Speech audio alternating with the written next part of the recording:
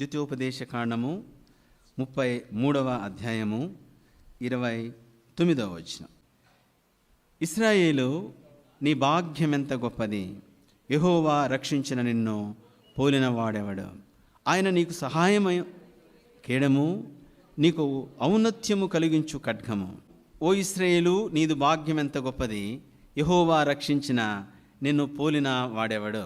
నీ భాగ్యం ఎంత గొప్పది. చాలాసార్లు మనం చూసి అంటుంటారు ఏమిటంటే, ఎంత అదృష్టవంతుడన్నా, ఎంత అదృష్టవంతురాలేమా. మంచి భర్త దొరికితే భార్య అని అంటారు, బా ఏం అదృష్టం, మంచి భర్త దొరికాడు. మంచి భార్య దొరికితే ఏం అదృష్టం.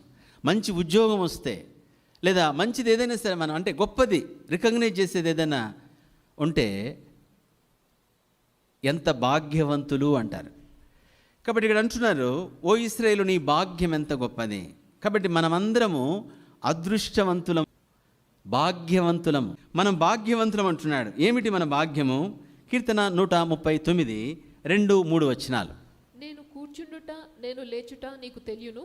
నాకు తలంపు పుట్టక మునిపే నీవు నా మనస్సు గ్రహించుచున్నావు. నా నడకను నా పడకను నీవు పరిశీలన చేసి ఉన్నావు.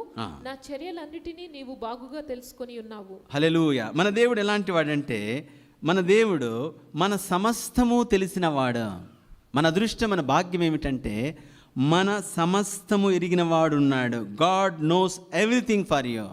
నిన్ను గురించిన అంత ఎరిగిన వాడున్నాడు.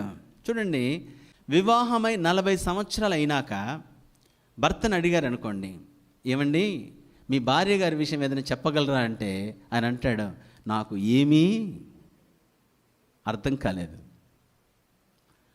ఆమె ఎప్పుడు అలుగుతుందో, ఎందుకు అలుగుతుందో, ఎప్పుడు నవ్వుతుందో, ఎప్పుడు కోప్పడుతుందో, 40 ఏళ్ళు అయిపోయింది, నాకు ఏమీ తెలీదు.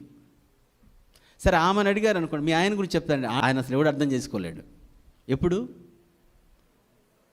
4 ఏళ్ళు కాదు, లేదా 4 రోజులు కాదు, 4 నెలలు కాదు, 40 ఏళ్ళు సంసారం చేశాక భార్య అంటది, ఆయన గురించి మనకేం చెప్పలేము, అది ఏమి తెలియదు, అది మనకేం అర్థం కాదు.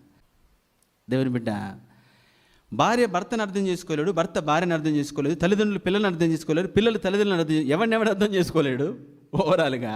అయితే వన్ ట్రూత్ ఏమిటంటే, మనలను అర్థం చేసుకునే, లేదా మన సమస్తము తెలిసిన దేవుడు ఉన్నాడు. నీ సమస్తం తెలుసు ఆయనకు. అదే కీర్తనకారుడు అంటాడు, ఏమని? 139 మొదటి 2 వచనాలు. నేను కూర్చుండుట, లేచుట, నేను ఎక్కడ కూర్చుంటాను నాకు ఆయన తెలుసు, నేను లేవడం ఆయన తెలుసు, నీకు తెలియను. నాకు తలంపు పుట్టక మునిపే, నా మనసులో తలంపు రాకముందే, నేను ఇలా చేద్దామనే థాట్ రాకముందు కూడా ఆయన తెలుసు. నా నడకను నా పడకను నేను ఎక్కడికి వెళ్తానో, అయితే నా నడక నా పడక, నేను కూర్చునుట, నేను లేచుట, నేను నడుచుట, you know everything master, everything you know. నిన్ను గురించిన ప్రతిదీ ఆయనకి తెలుసు. మన భాగ్యం ఏమిటంటే, సోదరుడా సహోదరి, నిన్ను గురించి సమస్తం ఎరిగిన వాడున్నాడు. కాబట్టి నీకు ఆయన సహాయం చేయగలడు. అది మన భాగ్యం.